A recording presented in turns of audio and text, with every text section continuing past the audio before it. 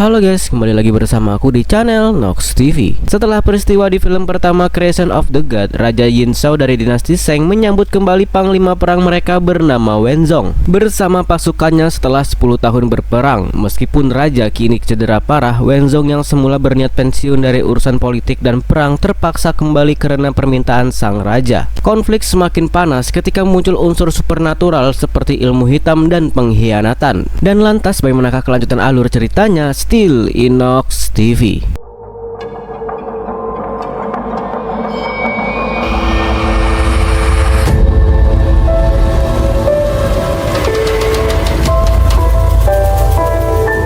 Film pertamanya dikisahkan terdapat sebuah kerajaan yang paling kuat di muka bumi yang bernama Kerajaan Shang. Putra kedua kaisar yang licik yang bernama Yin Zhao dengan bantuan siluman rubah yang bernama Daji membunuh kaisar dan putra mahkota. Tak hanya itu saja, Yin Zhao bahkan tega membunuh istri dan anaknya sendiri yang bernama Yin Zhao. Akibat ulah Yin Zhao, kini kerajaan Shang dikutuk oleh langit. Hewan-hewan mati terkena penyakit misterius dan sawah-sawah gagal panen, membuat rakyat menentang kepemimpinan Kaisar Yin Zhao. Kutukan itu hanya bisa dihentikan dengan gulungan dewa yang saat ini dibawa kabur oleh seorang dewa yang bernama Jiang Zia, yang kini berubah menjadi manusia biasa karena melindungi gulungan dewa itu. Jiang Zia dibantu dua muridnya yang bernama Naza dan Yang Jian, serta bersama dengan pangeran kerajaan Siki yang bernama Jiva berniat menghentikan kekejaman Kaisar Yin Zhao. Singkat cerita, Naza dan Yang Jian membawa mayat Yin Zhao ke Gunung Kunlun, tempat tinggal para dewa. Naza dan Yang Jian meminta para dewa untuk menghidupkan kembali Yin Zhao karena dia adalah satu-satunya harapan umat manusia yang bisa menggulingkan tahta Kaisar Yin Zhao. Para dewa yang ada di sana pun kebingungan karena menghidupkan manusia yang sudah mati akan menentang hukum langit. Dewa Agung pemimpin para dewa kemudian mengecek tubuh Yin Zhao. Dewa Agung pun terkejut, dia merasakan masih ada energi kehidupan di dalam tubuh Yin Zhao, namun energi itu dipenuhi dengan kebencian dan dendam. Jika para dewa membangkitkan manusia dengan energi seperti itu, maka akan menimbulkan bencana. Tapi di sisi lain, Dewa Agung teringat ramalan Jiang Zia mengenai takdir Yin Zhao yang akan menjadi satu-satunya orang yang bisa membuka gulungan dewa untuk menghilangkan kutukan itu. Tidak ada orang lain lagi yang bisa melakukannya selain Yin Zhao. Para dewa pun sepakat, mereka akhirnya menyatukan kekuatan untuk membangkitkan Yin Zhao kembali. Secara mengejutkan, Yin Zhao menyerap kekuatan para dewa terlalu banyak. Para dewa berusaha menghentikan hal itu, namun mereka tidak bisa. Dewa Agung pun mengeluarkan para dewa yang lain dari tempat ritual. Dia merelakan kekuatannya sendiri diserap habis oleh Yin Zhao, membuat tubuhnya menjadi tua dalam seketika. Di tempat lain, Panglima Besar Wenzong bersama anak buahnya kembali ke kerajaan Shang setelah 10 tahun berperang di Laut Utara. Wenzong langsung menghadap Kaisar Yin Zhao. Panglima itu berniat mengundurkan diri karena dia ingin pensiun menjadi jenderal perang. Namun Kaisar menolaknya. Kaisar yang lemah karena masih terluka parah berkata kalau dia ingin Wenzong menangkap Jiva yang saat ini sudah kembali ke kerajaan Siki. Wenzong pun tetap bersikeras untuk pensiun karena usianya yang sudah tua. Mendengar hal ini, salah satu tangan kanan Wenzong yang bernama Chan Yu menawarkan diri memimpin pasukan untuk menangkap Jiva dan menaklukkan kerajaan Siki. Chan Yu tidak takut mengorbankan diri untuk kerajaan ini, seperti ayahnya yang tewas di medan perang demi membela kerajaan ini. Kaisar Yin Zhao kemudian memberikan jubah perang kepada Chan Yu, mengangkatnya menjadi panglima yang akan memimpin pasukan perang melawan kerajaan Siki. Jiva yang kini menjadi putra mahkota sedang berduka atas kematian kakaknya yang dibunuh Kaisar Yin Zhao. Lalu seorang utusan dari kerajaan Shang kemudian datang memberikan sebuah kotak dan pedang milik Yin Zhao yang sudah tewas. Utusan itu berkata jika Jiva mau menyerahkan diri maka Kaisar Yin Zhao akan mengampuni rakyat kerajaan Siki.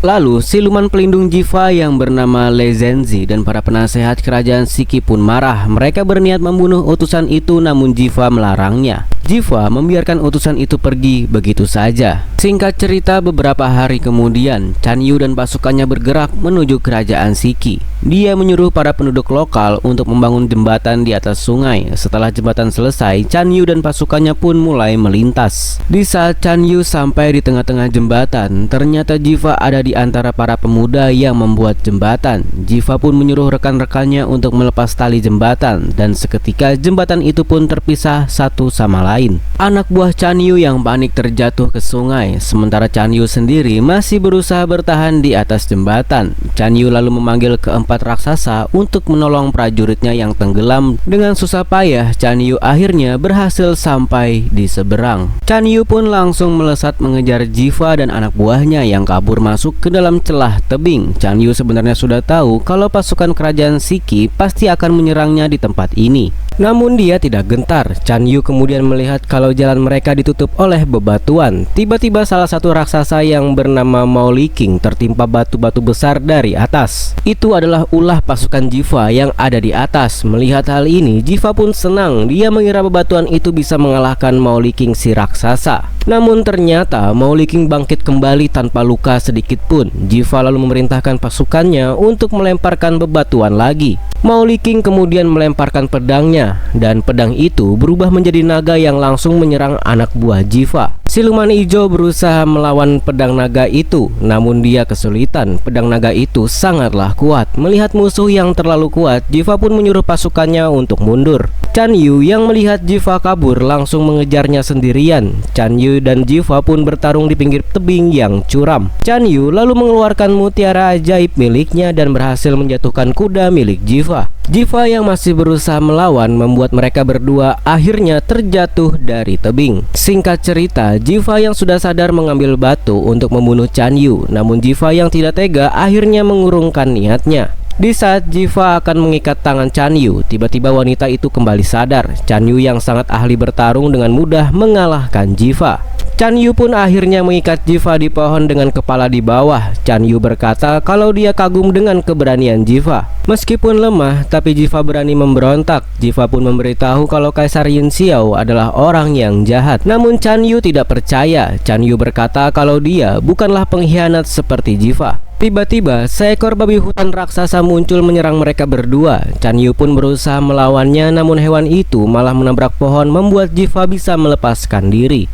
Chan Yu lalu melemparkan mutiara ajaib membuat babi hutan itu akhirnya bisa dikalahkan. Chan Yu pun baru sadar kalau Jiva sudah kabur dari sana. Di tempat lain, Zia yang sedang memancing tiba-tiba diculik sekawanan burung gagak yang dikirim oleh penyihir Gong Bao. Zia yang panik pun berteriak meminta tolong. Dari bawah, Jiva meraih kakinya membuat para gagak kesulitan. Zia pun akhirnya berhasil diselamatkan. Jiva lalu memberitahu kalau Kaisar Yin Xiao sudah mulai mengirim pasukan untuk menyerang kerajaan Shiki. Zia pun berkata jika kerajaan Shiki berhasil ditaklukkan maka Kaisar itu akan menjadi penguasa dunia ini. Dan kemudian siluman hijau datang menjemput mereka berdua. Sementara itu, di dalam istana kerajaan Sheng, siluman rubah menggunakan mantranya untuk memindahkan luka-luka di tubuh kaisar ke dalam tubuhnya. Daji rela melakukan hal itu untuk menyelamatkan Yin Xiao. Penyihir Dang Bao kemudian datang melaporkan kalau Zia yang membawa gulungan dewa saat ini bersembunyi di dalam kerajaan Shiki. Di dalam kerajaan Shiki, Jiva terkejut melihat rakyatnya bersatu padu mempersiapkan senjata untuk berperang, padahal dia sudah menyuruh mereka untuk mengungsi. Mereka pun menjawab kalau semua rakyat kerajaan Shiki memutuskan untuk bertarung bersama Jiva sampai mati, karena kerajaan Shiki ini adalah rumah mereka semua. Dan dari kejauhan, mereka lalu melihat Chan Yu dan pasukannya yang sudah mendekat. Jiva dan yang lain pun kebingungan bagaimana caranya mengalahkan musuh itu karena pasukan Chan Yu dibantu 4 raksasa yang sangat kuat. Zia pun menyuruh yang lain tidak usah khawatir karena dia memiliki sebuah ide. Dan di tempat lain, Kaisar Yin Xiao masih berusaha memujuk Jenderal Wen Zhao untuk membantunya menyerang kerajaan Shiki. Yin Xiao lalu menyerahkan mahkota dan jubah kaisar kepada Wen Zhao. Yin Xiao berkata jika dia yang masih lemah ini mati di tengah pertempuran, Yin Xiao ingin Wen Zhao menggantikannya menjadi kaisar di kerajaan ini. Yin Xiao yang harus pergi untuk merebut gulungan dewa yang saat ini ada di kerajaan Shiki agar kutukan yang terjadi di kerajaan Sheng ini bisa menghilang. Mendengar hal ini, Wen Zhao pun akhirnya luluh. Dia akhirnya mau membantu memimpin pasukan untuk merebut gulungan dewa dan menghancurkan kerajaan Shiki. Di dalam kamp pasukan Chan Yu, di saat semua orang sedang tertidur, diam-diam siluman hijau mengambil pedang naga milik raksasa Mao Liking. Li King yang baru bangun pun langsung mengejar siluman hijau itu. Di sisi lain, Jiva memerintahkan pasukannya untuk menembak panah api ke arah camp musuh. Rekan Chan Yu yang bernama Luan pun melaporkan kalau mereka sedang diserang, namun Chan Yu malah menyuruh pasukannya untuk tidak terpancing. Chan Yu sadar kalau ini hanyalah sebuah jebakan. Di tempat lain, raksasa Li King dijebak di rawa-rawa. Jiva dan pasukannya pun langsung menghujani raksasa itu dengan sebuah panah. Siluman hijau lalu menancapkan pedang naga di mulut raksasa Mao Li King itu hingga tewas. Pagi harinya, Jiva dan pasukannya kembali sambil membawa pedang naga. Jiva berkata kalau mereka berhasil mengalahkan raksasa Mao Li King. Namun Jiang Zia malah marah karena target utama mereka adalah menangkap Chan Yu, bukan membunuh salah satu raksasa. Jiang Zia takut tewasnya salah satu raksasa malah membuat 3 raksasa yang lain mengamuk untuk balas dendam. Singkat cerita, kedua pasukan saling berhadapan bersiap untuk berperang. Chan Yu pun langsung menabuh genderang perang, membuat ketiga raksasa mulai maju. Di depan, Jiva menyuruh pasukannya juga untuk maju. Di atas, siluman hijau melemparkan jaring untuk menangkap ketiga raksasa. Jiva dan pasukannya kemudian menembakkan sebuah panah. Tiba-tiba, payung ajaib milik raksasa Mao Li Hong menyerap tembakan panah dan kemudian membalikkan tembakan panah itu ke arah pasukan kerajaan Shiki itu sendiri. Jiva yang panik pun menyuruh anak buahnya untuk mundur. Raksasa yang bernama Mao Lihai menyerang menggunakan kecapi ajaib yang menyemburkan sebuah api. Jiva pun menyuruh penjaga untuk menaikkan jembatan. Setelah semua prajuritnya kembali masuk ke dalam gerbang, namun Jiva sendiri akhirnya kesulitan masuk dari belakang. Chan Yu melompat dan memegangi kaki Jiva. Salah satu raksasa lalu menyerang dengan serangan angin, membuat air sungai naik menghantam Jiva dan Chan Yu hingga hanyut terbawa arus. Jiva pun berusaha melepaskan armornya agar dia tidak tenggelam, sementara Chan Yu tertarik ke dasar sungai karena armornya yang terlalu berat. Jiva pun langsung berenang menolong Chan Yu. Raksasa yang bernama Mao Lising lalu mengeluarkan monster musang untuk menerobos sebuah gerbang. Namun tiba-tiba datang sosok makhluk raksasa biru membunuh monster musang itu. Nacha dan Yang Jian kemudian datang. Nacha memberitahu kalau monster biru yang membantu mereka adalah Yin Jiao yang sudah dihidupkan kembali dan menyerap kekuatan dewa. Yin Jiao yang sangat kuat pun langsung membantai para raksasa satu persatu, membuat pasukan musuh yang ketakutan akhirnya mundur. Semua rakyat kerajaan Shiki pun bersorak atas kemenangan mereka. Di tempat lain, Jiva menggendong tubuh Chan Yu yang masih lemas. Jiva sengaja menyelamatkan Chan Yu karena dia ingin menyerahkan diri kepada Chan Yu agar Chan Yu mau menghentikan perang ini. Jiva tidak mau kerajaan Shiki hancur karena dirinya. Chan Yu pun langsung mengikat Jiva dan membawanya pergi. Chan Yu berkata seharusnya Jiva menyerah lebih awal agar tidak jatuh korban. Jiva pun menjawab kalau pasukannya sendirilah yang berinisiatif ingin ikut berperang. Pasukannya berperang bukan untuk membela Jiva, tapi untuk melindungi keluarga mereka. Jiva kemudian bertanya memangnya Chan Yu tidak mempunyai keluarga untuk diperjuangkan. Chan Yu pun menjawab kalau dia dibesarkan di medan perang. Chan Yu akan terus berperang untuk meneruskan perjuangan ayahnya yang sudah tewas di medan perang. Jiva kemudian berkata kalau dia berjuang demi melindungi keluarganya yang masih hidup. Namun Chan Yu berjuang untuk keluarganya yang sudah mati. Di tempat lain, Kaisar Yin Xiao menyuruh siluman rubah Daji untuk memilih salah satu gadis untuk dirasuki karena tubuhnya yang dia rasuki saat ini sudah mulai melemah. Di saat siluman rubah akan keluar, dia kesulitan. Ternyata kekuatan siluman rubah sudah sangat lemah sehingga untuk berpindah tubuh saja dia sudah tidak bisa. Singkat cerita, Chan Yu membawa Jiva ke hadapan Jenderal Wenzong yang saat ini sudah datang memimpin pasukan. Chan Yu mengajak Wenzong untuk mundur karena dia sudah berhasil menangkap Jiva. Secara mengejutkan, Wenzong berkata kalau dia tidak mau mundur. Dia masih berencana untuk memusnahkan kerajaan Shiki. Chan Yu pun protes, bukannya awalnya mereka diperintahkan untuk menangkap Jiva. Chan Yu tidak ingin menyerang rakyat sipil yang tidak bersalah. Malam harinya, di saat semua orang sedang tertidur, diam-diam Chan Yu membebaskan Jiva, mengajaknya naik kuda kembali ke kerajaan Shiki. Namun di tengah jalan, dari belakang Wenzong yang menaiki kuda api menyusul mereka. Wenzong membuat lingkaran api untuk menahan Chan Yu dan Jiva. Tapi tiba-tiba dari atas, Yin Jiao datang membantu Jiva dan Chan Yu untuk kabur. Yin Jiao lalu menyuruh Wenzong berlutut di hadapannya karena dia adalah putra mahkota anak kaisar. Yin Jiao menyuruh Wenzong untuk memberitahu ayahnya kalau anaknya ini masih hidup. Yin Jiao juga menyuruh Wenzong dan pasukannya untuk mundur. Jika bersikeras meneruskan peperangan, Yin Jiao tidak akan segan-segan membantai Wenzong dan pasukannya. Di tempat lain, Chan Yu akhirnya berhasil membawa Jiva sampai di kerajaan Shiki. Melihat Chan Yu ada di sini, semua orang pun mengarahkan senjata ke arah Chan Yu. Jiva lalu memberitahu semua orang kalau Chan Yu lah yang telah menyelamatkannya. Jiva mengajak Chan Yu untuk tinggal di dalam kerajaan Shiki. Karena Chan Yu pasti sudah dicap sebagai pengkhianat, dia tidak mungkin bisa kembali lagi. Namun raksasa biru Yin Jiao kemudian datang. Dia berubah menjadi wujud manusia biasa. Jiva pun langsung memeluk Yin Jiao. Jiva senang karena sahabatnya ini ternyata masih hidup. Yin Jiao lalu memberitahu kalau dia diutus Dewa Agung untuk menolong kerajaan Shiki. Dewa Agung melarangnya pergi untuk balas dendam sendirian karena amarahnya yang ada di dalam dirinya bisa menjadi bencana. Jiva lalu menyerahkan pedang milik Yin Jiao. Ia pun meminta Jiva untuk menyimpan pedang ini untuknya. Suatu hari nanti jika dendam yang ada di dalam diri Yin Jiao menguasai dirinya membuatnya hilang ingatan, Yin Jiao ingin Jiva memperlihatkan pedang ini padanya agar Yin Jiao bisa mengingat lagi kebersamaan mereka berdua. Yin Jiao lalu berkata kalau dia sangat iri kepada Jiva karena Jiva berjuang untuk melindungi keluarganya, sementara musuh bebuyutan Yin Jiao adalah ayahnya sendiri. Jiva pun berkata apapun yang terjadi Jiva akan membantu Yin Jiao membalas dendam kepada Kaisar Yin Xiao. Di tempat lain, seorang utusan memberitahu Kaisar kalau putranya masih hidup. Utusan itu lalu menyampaikan pesan dari Jenderal Wenzong yang bersedia meneruskan peperangan dan merebut gulungan dewa. Jika Kaisar bersedia memaafkan anaknya sang putra mahkota Yin Jiao, karena hanya Yin Jiao lah satu-satunya penerus tahta yang sah. Jika Kaisar menolak memaafkan Yin Jiao, Jenderal Wenzong mengancam akan mundur dari peperangan. Mendengar hal ini, Kaisar pun terpaksa menyetujui hal itu. Dia ingin Wenzong bisa mengambil gulungan dewa dan menyelamatkan kerajaan ini. Setelah utusan itu pergi, Daji bertanya kenapa Kaisar bersedia memaafkan Yin Jiao. Kaisar pun menyuruh Daji untuk tidak usah khawatir karena dia sudah memiliki sebuah rencana cadangan. Di tempat lain, penyihir Gongbao mendatangi Pulau Kura-Kura Emas untuk meminta bantuan kepada gurunya sang raja penyihir untuk merebut gulungan dewa. Raja penyihir pun memberikan sebuah kendi yang berisi kutukan mayat hidup.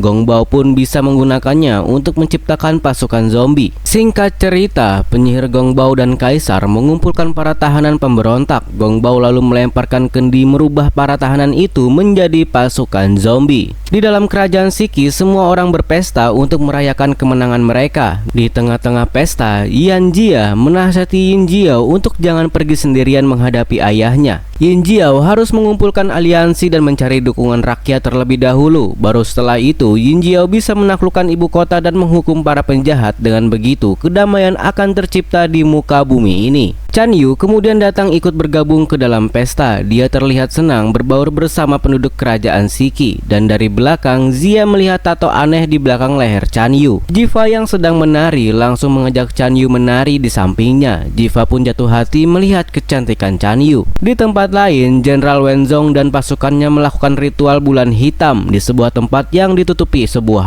awan. Wenzong menyuruh semua pasukannya untuk meminum ramuan penangkal agar tidak terpengaruh kutukan bulan hitam miliknya. Setelah meminum ramuan itu, muncul tato di belakang leher pasukan itu. Tato itu sama dengan tato milik Chan Yu. Wenzong kemudian menerbangkan beberapa cermin raksasa. Tiba-tiba cahaya bulan dan bintang tersedot masuk ke dalam cermin itu, membuat langit menjadi gelap seketika. Melihat hal ini, warga kerajaan Shiki pun panik. Zia memiliki firasat kalau akan terjadi hal yang buruk. Jiva lalu mengetes menembak panah api. Panah itu mengenai gerobak musuh yang sudah mengepung mereka. Semua prajurit kerajaan Shiki pun panik. Mereka langsung bersiap untuk berperang. Di dalam tempat ritual, Wenzong mulai menggerakkan cermin-cerminnya. Tiba-tiba cermin-cermin itu mengeluarkan sinar terang. Zia melihat burung-burung yang terkena cahaya cermin langsung berjatuhan. Dia menyuruh semua orang menghindari cahaya itu. Dan benar saja, orang yang terkena cahaya cermin langsung pingsan tidak sadarkan diri. Siluman hijau berusaha menghancurkan cermin itu, namun dia malah terlempar sendiri. Zia pun berkata, satu-satunya cara untuk mematahkan kutukan ini adalah dengan menyerang altar tempat ritual bulan hitam dilaksanakan. Sementara itu, pasukan musuh akhirnya akhirnya berhasil menjebol gerbang dengan mudah. Tak hanya itu saja, pasukan musuh juga menembakkan bola-bola api menghancurkan rumah-rumah warga. Jiva lalu memerintahkan semua orang untuk berlindung di dalam istana. Para penduduk pun kocar-kacir melihat pasukan musuh itu berhasil menjebol masuk. Mereka tidak bisa melawan karena langsung pingsan setelah terkena cahaya dari cermin. Zia kemudian dikepung pasukan musuh. Beruntungnya Yan Jian datang menyelamatkannya. Jiva dan Nacha juga kemudian datang. Cermin-cermin raksasa lalu menyinari mereka. Untung saja Yin Jiao datang dengan membawa pelindung untuk melindungi mereka dari cahaya cermin. Nacha dan Yin Jiao melaporkan kalau mereka tidak berhasil menemukan altar karena keadaan di luar sangat gelap gulita. Zia lalu melihat tato di leher prajurit musuh. Zia teringat kalau tato itu sama dengan tato yang ada di belakang leher Chan Yu. Zia memiliki sebuah ide. Zia kemudian berpura-pura pingsan. Chan Yu yang ada di sana langsung menangkap Zia. Chan Yu membawa Zia ke hadapan Jenderal Wenzong. Ternyata sebelumnya Jenderal Wenzong menyuruh Chan Yu masuk ke dalam kerajaan Shiki untuk menangkap Zia dan merebut gulungan dewa.